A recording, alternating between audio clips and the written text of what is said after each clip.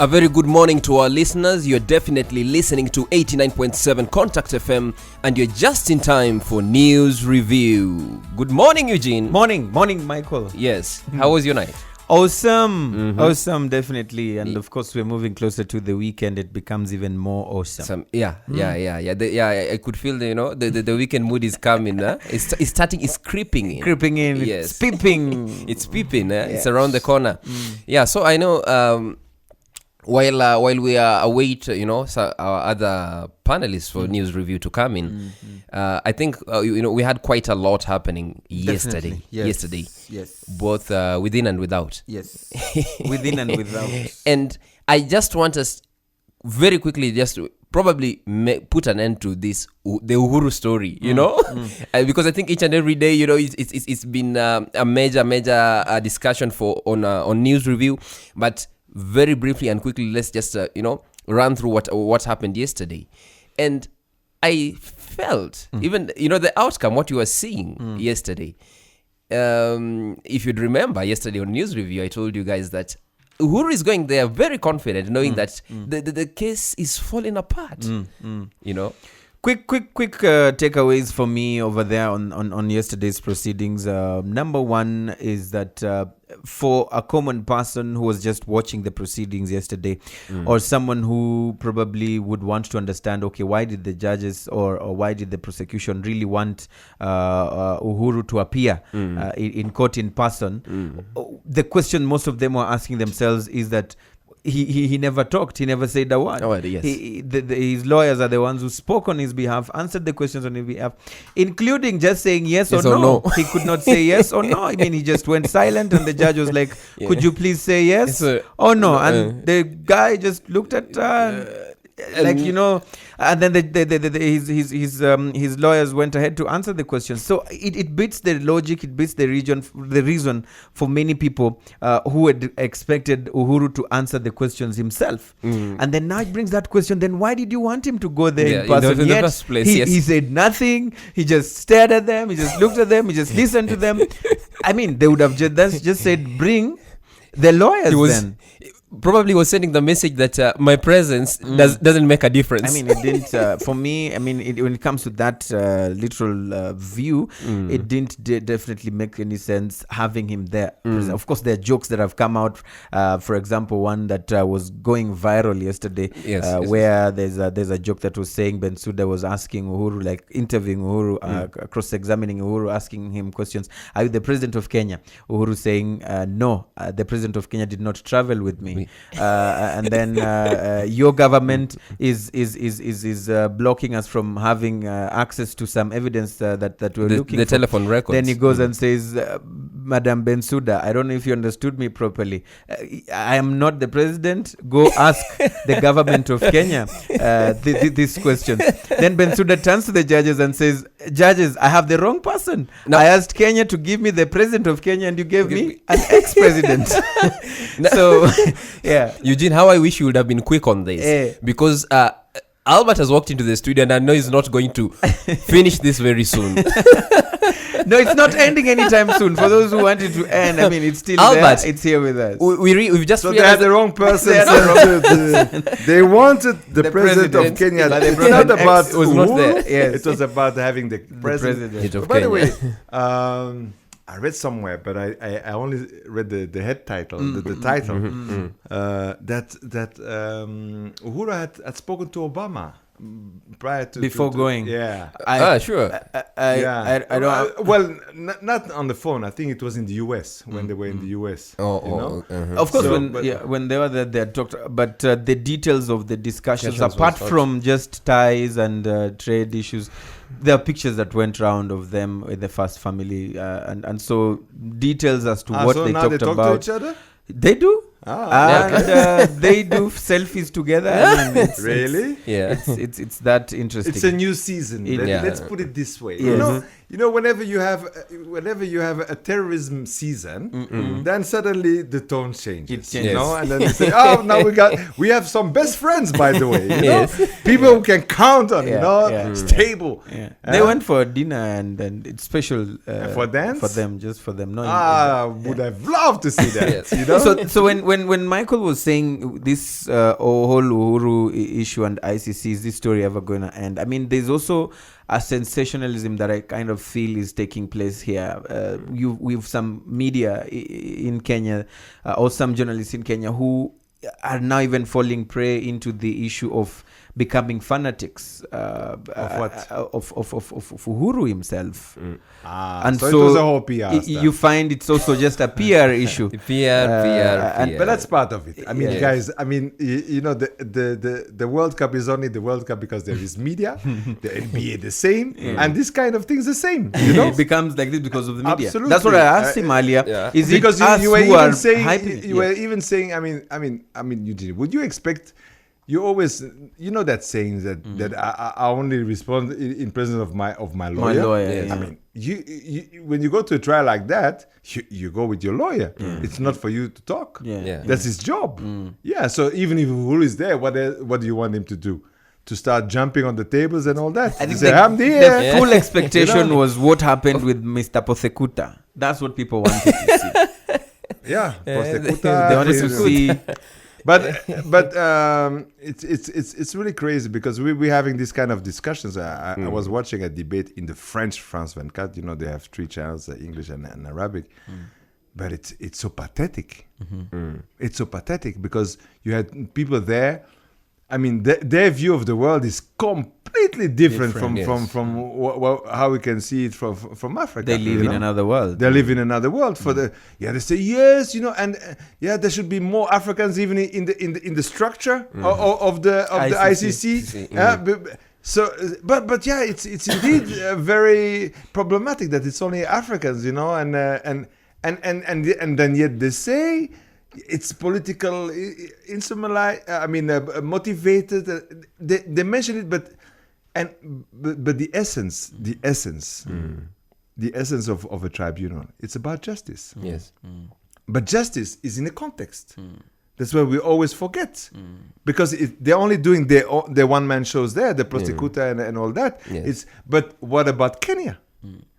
Because they pretend it's about Kenya, but for the moment, I don't see it being for Kenya. It's about the president. No, it's about them. Kenyatta is just a way, because for them it's what? You have to see something. Now they have finally an African president. Finally, that's the whole thing. When you read it in the press outside here, finally, A sitting president. yes, at the ICC. yes. And you know, when the very first time there is this guy, what's his name again? Lubega? No. Lubanga. Lubega is another Mambo a number different 6 person. or something like that. But Lubanga. Lubanga. When that guy was tried and condemned, it was now we finally have a first case. You know? Yes. And then after that they went immediately after Naga. That's when they told Kabila, you know what? Forget about the elections. We're not mad at you anymore, but give us Naganda so we can have a Syria here after you see. So that's what it is. It's not about justice. It's a series. Well, Season 1 episode. Which episode are we at right now? Yeah. The Hague trials. and then season- when Something stage managed, eh? yeah, it's I mean it's But not the winner here and the losers here, because when you look at specifically this Uhuru case issue, the ICC case, definitely basing on Kenya. Yes. If it was to crumble, then here the winner, we all know. I mean, it becomes the Uhuru side, and of course, when you look at it from that angle, he will bag a lot of support, definitely, even from home. I mean, this. So is Odinga still having rallies now in these days? No, I thought Odinga also left the country. I don't know. Did he leave For the Hague? a deputy as a sitting president? He was not chosen as deputy president. And I think again For we're going Ruto. history here, because I think Ruto becomes again in history of Africa or for East Africa as the shortest serving president. A day. You mean he is not tall at all? Yeah, But so- I mean, is Kenyatta back? yeah, Yes, right this now it's morning. this morning he's coming in, And of he's course, back in office. He's already assumed, landed, eh? He assumed his constitutional duties yesterday. This is what the office of the president so he- tweeted and he found the yesterday. key. The So keys. how did the Maybe other he guy went got with the key. How did he got back? How did Ruto got back to his house? I now? don't even think he made it to State House. I don't think he made it. So he was operating from his house. Yeah. Yes. Interesting. So are we And- finally putting the final nail on the what? coffin of the ICC Uhuru Yes, issue? let's just leave it at that now. Oh, please, yes, please. That was enough. certainly. Thank you. Yeah. And Before now- you go anywhere else, Mike, Yes. because I usually I never listen to I don't listen automatically to RFI or BBC. Yes, yes. Because when it comes to this region, I for me it's clear that they have an agenda. So somebody sent me a mail this morning and said, "Did you see that? There's an article of RFI." In fact, positioning themselves as a support to the BBC trash of revisionism and negationism that they did in the documentary. And RFI, and that is so typical when you have to write about Rwanda. It's so typical. Just check it out. Take any article. They will give you a headline. They will give you 3 lines maximum about your topic, and then they will put the whole article about all the people who are opposition, who are human rights activists, blah, blah, blah, and they will give you the whole thing. And even in there is a mention that BBC wrote to Contact FM. The pro-government radio, Contact FM, about their response to Ivuka. So we are newsmakers. We are out there.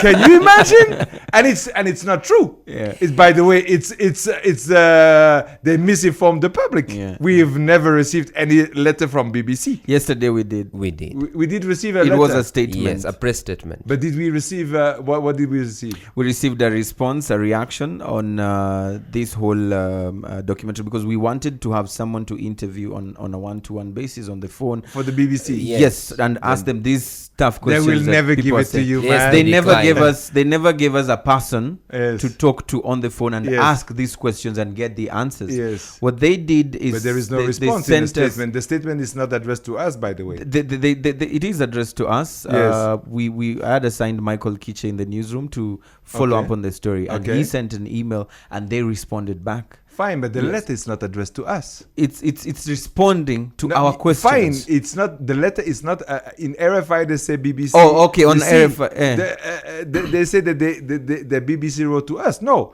they've shared the statement. That's They it. shared the statement. That's Yes. they didn't- Responding to our exactly. questions. Yes. Yes, But it's not really responding to our questions. It's a statement. The statement was there before your questions. No, we sent the questions in a question form. We'd Right. like to know 1, Why- we'd like to know 2, we'd like to know 3, Yes. and we'd like to have someone to interview on Yes. these areas. Yes. Then they did not Yes. give us the person. What they did is they answered those questions in a form Okay, of All right. a statement. Statement. Okay, and this okay. is what we have. This is what we have here. Okay. And some of their responses, we have again written to them. We would like to now interview someone to get some clarification and answers to some of the. Of course, content because of this, the problem is when letter. you see, they don't like to be challenged. That is what they've shown. They you. want to just, you yeah, know, yeah, send you because, this, and that take is it. the whole thing. Even the whole trash of BBC, all of these people are unchallenged.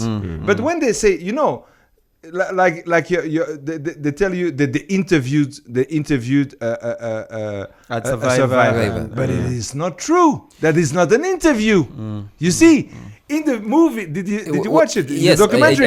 I did see the documentary. The guy, she goes with him. The guy It talks. simply explains It what explains happens. Yes, at the memorial. and then she just only says, "Don't you think this is all macabre?" Yeah, And that is all. Yeah. That is not. That's not you, right. you There's see, there's nothing much about that it. is- Or that- there that's was, nothing or there much. was an interview, but the choice of what to put on the documentary was now the No, no, no, little. Eugene. You can only judge what you saw. You don't speculate on. Oh, there was. Yeah, yeah, No, yeah. you didn't see it. They choose exactly. So there was no interview. There was no interview. She never like she asked the academicians. Those American guys, and whoever is in there, they always ask things and they declare. They say, but she never challenged that point of view with the survivor. She didn't ask the survivors. I mean, when they say there were 200,000 Tutsis who have been killed in Rwanda, she doesn't challenge that.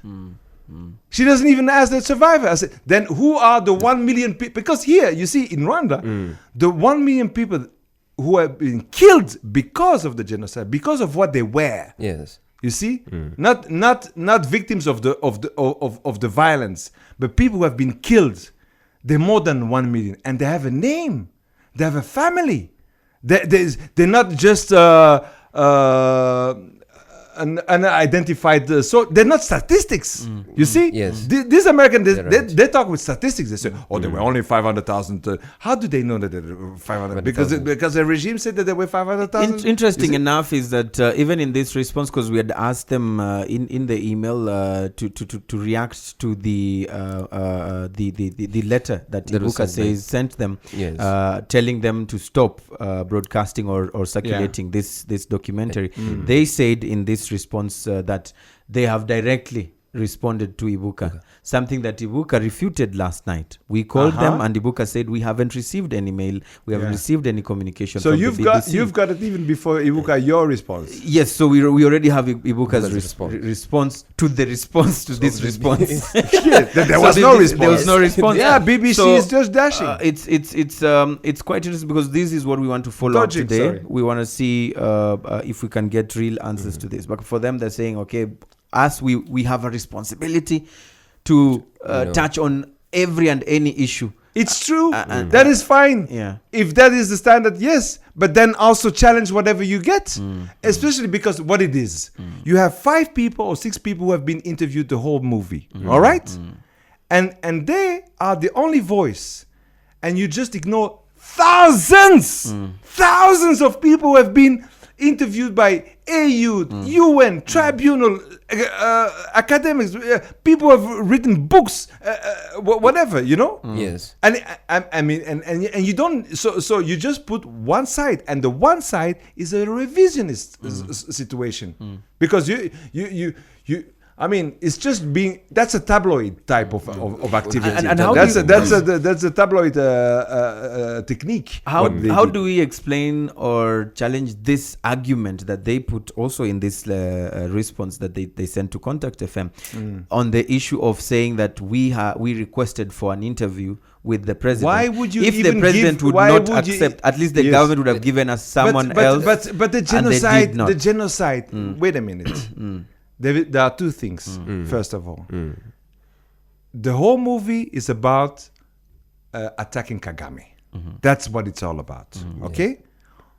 And by doing and in doing that, or to support that, they revisited the genocide. So the first thing on Kagame, that's one thing. But negationism, revisionism is about the genocide. You don't need to go and talk to the President Kagame. You know? You need to talk to the survivors. To the survivors and to all the people who did all of this work for in 20 years. You know? Who are they? You know, two people pretending that they're academics, you know? Yeah. Who have never published anything. You know, and you tell them as experts. I mean, no, you tell the public that these guys are experts and they came and did a job. What kind of job? You know, even the argument that they were using that the RPF never stopped the genocide, and then they take bits. You know, they cut off a whole thing that President Kagame said in those days that where they arrived or the killings They came way after the killings had stopped. that is what they claim. Yes. Like if the killers would have stopped the whole killing without any other external pressure, you know? Yes. Why would the killers flee? You know? And if they hadn't been pushed by the RPF, like if everything stopped just like that with the magic wand. Yes. A few days ago, we asked here, is what Ibuka asking for enough? from the BBC, is their action enough, saying that we just want you to stop circulating this or stop broadcasting this? And we followed up with the Ivuka, and they said we may seek legal redress if they do not do this. Yes. Something that the BBC, in their statement, they said we will not comment on that part. But then, Albert, as a person who's been in the media as well, and all those people who probably want to react or are reacting, what then can be done, beyond just this Twitter reactions that we are seeing and this? You see, the very first thing, what else can be done? The very first thing is to expose this. That is the very first thing, because that is because people, if you have never heard of Rwanda, or if you have heard of Rwanda, but not more than that, and you watch a documentary like that, that sinks in your mind. Yes. So it's important to expose that thing was, it looks like, because it's the way it's produced. They even they took the music of a guy called Ray Kuda of a movie back in the 80s, Paris, Texas, make it very dramatic, slide guitar and all that, and you feel in that movie that there is this sensationalization. Tension, so it is sensational. It's not just so first to expose it. Secondly, of course, for me, there is a legal issue. You need to address that, and you need to take this thing on to court. Because if it was the Holocaust, believe me, they wouldn't even dare. And I remember even speaking to the president of Ivuka, he said that even if need be, the matter should be presented to the UN. Absolutely, so that absolutely. Because the UN is the warrant that of what the world decided on what happened in Rwanda. Yes. And then a group of people say it did not happen. And there's some and let me tell you something. There is a little detail in the movie, in that documentary, when the American guy says, it's like if you would have to reduce the World War II to the Holocaust. I'm sure the Jews haven't heard that yet. Yes. You just push it, and you'll see what the reaction will be of the Jewish community. Okay. Very sad. Yeah. Anyway, we're famous now. RFI, BBC. We Orlando also tweeted the response from the BBC. So trendsetters, newsmakers, and definitely, I hope today actually we are picking up from that. We're expecting more reactions. More reactions out of that. Yes. I know we're still in the news review. The way you talk like that, you reminded me of a management meeting. So I was like, okay, are we still on air? You're still live on air. They're listening. There is something that I've been. I know there might be some more news, but we've heard in these last weeks that 4G is going to be now commercialized and all that. Hey. And we had smart Rwanda, blah blah blah blah. But I think broadband is really going through tough times in Rwanda. That is my feeling. Yes. I mean, I don't feel like the 4G is really 4G. Is really well. Yeah, you can do your speed tests in Rwanda from one location to another using the 4G network, and you got a 4G speed. But as soon as you try to ping with an international destination, it's you have someone to talk to. He was here yesterday, and of course we're broadcasting his interview. I know. Here. Go tell him. No, but I'm telling him right now. Are you getting me? But the whole thing is, and again, sometimes the 3G is even better than that 4G that is presented. So. But all of them, there's something that I don't understand, because the government provided for enough capacity, and I can never believe that the few people of the 11 million Rwandans plus friends and can consume all that can consume that capacity. So why are they keep those taps closed? Why aren't they opening it? Limited. Yeah. Okay. Right. Voila. So we were still on air. It's quite. Now you're happy. Yeah, it's now happy. You're feeling. You've let it's all out. So, basi, yeah. So just time to pack up. Just, And Sorry for the radio because there's some pack up. silent Yeah. interventions that people don't hear. You know. Yeah, time to pack up. But just very quickly, yesterday, of course, You want to endorse we what? had okay, what I'm seeing on the New Times. The railway. We didn't have to see it on New Times, and you are all aware about the meeting, the Northern Corridor meeting of the heads of states in Uganda, The cow. and they launched the standard gauge railway there, which it's going to cost taxpayers 5 billion collectively. That is. Yeah, but Across what is East going to be Africa. the return on investment? That's You not know, the question. It's always That's people the say, question. It's going to be costing And- this and that. and- Look, it's going to be returning And- some serious. It's going Or to, some it's going people to during damage elections some people's are going pockets. to pull them down or pull them up. Like- They're already down. Yeah. Yeah. But from where to where? Just remind that. This one, the one in Uganda runs from Malaba to Kampala, but of course it's expected to run from Mombasa when it's complete. It will run from Mombasa to Kigali. Yes, so many we tunnels hope it here will in make a lot Kigali. of economic sense. Yeah, to the common mwananchi. Yeah. But So to everybody. Yeah, so? Because time is up. Huh? yes, I wanted to wrap it up because I know if Albert gets on the microphone, really again, doesn't wanna go he this doesn't time. want to go. No, you. Michael, you don't want to go. You don't want to go. Me, I'm gone. Good morning, Kigali. Good morning. That has been news review for you.